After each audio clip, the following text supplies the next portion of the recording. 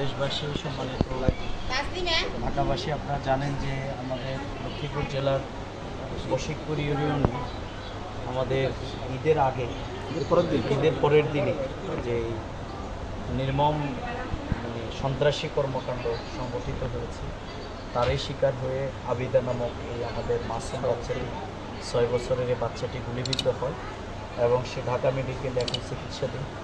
আমরা এলাকায় যখন ছিলাম তখন আমরা খোঁজখবর রেখেছি এবং আজকে আমরা মূলত তাকে দেখার জন্যে ঢাকা মেডিকেলে আমাদের এখানে এলাকার নেতৃবৃন্দ লক্ষ্মীপুরের সবাই আমরা ছুটে আসছি। তার মা এখানে আছে।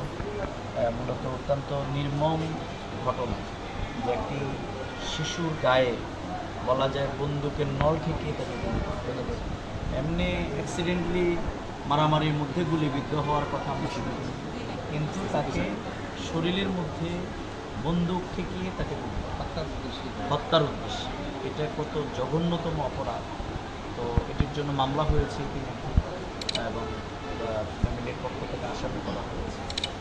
তাদেরকে অনতিবিলম্বে তাদেরকে গ্রেপ্তার করে, সম্ভবত একজন গ্রেপ্তার হয়েছে, সবাইকে গ্রেপ্তার করে দৃষ্টান্তমূলক শাস্তি আমরা দাবি করছি বর্তমান সরকারের কাছে এবং এই জাতীয় ঘটনা যাতে আর সংগঠিত না হয় সেজন্য দৃষ্টান্তমূলক শাস্তি নয়, বরং আমাদের আসলে নৈতিক চরিত্রের উন্নয়ন ছাড়া এই জাতীয় হত্যাকাণ্ড বলেন, রাহাজানি বলেন, এই যে শিশুরকে হত্যা করার উদ্দেশ্যে বন্দুকের নল থেকে তার গায়ে গুলি করা, এগুলো আইয়ামে জাহিলিয়াতের বর্বরতাকে ধারণ, যেগুলো আজকে ফিলিস্তিনে হচ্ছে, যেগুলো আজকে অন্য জায়গায় হচ্ছে, সেগুলো এখন আমাদের এখানে চলে।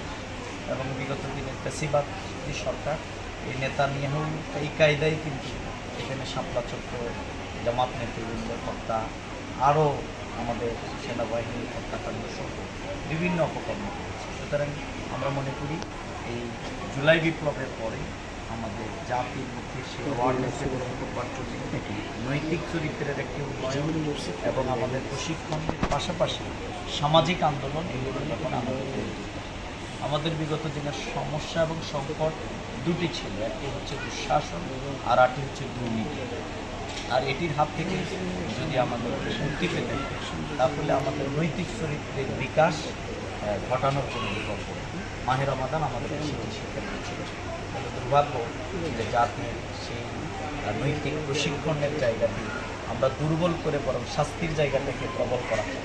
আমরা সেই জায়গা থেকে মনে করি আজকে এই শিশুর উপরে যে নির্মম নির্যাতন, অবিলম্বে এই খুনিদেরকে গ্রেপ্তার করা হোক এবং লক্ষ্মীপুরের বিশেষ করে চন্দ্রগঞ্জ সহ এই এলাকায় অতীতের মতেই কিন্তু অস্ত্রবাজরা এবং সন্ত্রাসী কর্মকাণ্ড অব্যাহত।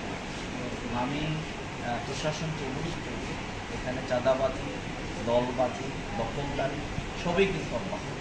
সুতরাং অনতিবিলম্বে এদেরকে গ্রেপ্তার করা দরকার এবং এই সন্ত্রাসীদেরকে গ্রেপ্তার করে আমাদের এই সমাজে যে অরাজকতা, মানে দুঃশাসনের কবল থেকে, জালেমের কবল থেকে মানুষ মুক্তি পেলে এখন যে জুলুমবাজের কবল থেকে মানুষ মুক্তি পায়নি, সেই জায়গাটিকে নিশ্চিত করা দরকার। আমরা আবারও আমাদের এই ছোট সোনামণির প্রতি আমরা সমবেদনা এবং আল্লাহর কাছে দোয়া করছি, আল্লাহ তাআলা তাকে সুস্থতার নিয়ামত দান করুন এবং পরিবারকে এই কষ্ট সেবার তৌফিক দান করুন এবং সামর্থ্যবান এই পরিবারটি আমি যতদূর জেনেছি সামর্থ্যের দিকে দূরীয় করুন। সুতরাং সামর্থ্যবানরা, বিশেষ করে লক্ষ্মীপুরের জনগণ আলহামদুলিল্লাহ অনেক সামর্থ্যবান। আমি সবার প্রতি অনুরোধ রাখব যে আপনারা প্রত্যেকে সহযোগিতার হাত এই পরিবারের প্রতি বাড়িয়ে দেবেন, যাতে নির্যাতিতরা, মজলুমরা যাতে তাদের সেই সহযোগিতার মাধ্যমে তারা এগিয়ে যায় আর জালিমরা যাতে তাদের সেই শাস্তি পায়। আমরা সেই প্রত্যাশাই জ্ঞাপন করছি এবং আল্লাহর কাছে দোয়া করে আমরা এখান থেকে আজকে বিদায় নিচ্ছি। আমাদের এখানে রায়হান আছে, আমাদের তোরামের, আমাদের জনি ভাই আছে, আমাদের আরও এখানে নেতৃবৃন্দ, আমাদের ইউসুফ ভাই আছে, আমাদের আরও নেতৃবৃন্দ এখানে সবাই আছে। তারা ইনশাল্লাহ ছুটি আসছেন এবং আরও যারা আছেন সবাই এই শিশু বাচ্চাটির খোঁজখবর রাখবেন, আমি সে আহ্বান জানাচ্ছি। আমরা হসপিটাল কর্তৃপক্ষ এখানে ডাক্তারের সাথে আমি কথা বলেছি, তাদের মাধ্যমেও আমি এটি মনে করি আমরা সেটি অবগত। ধন্যবাদ। সালাম। অনেক ভালো থাকুন, আল্লাহ ভালো।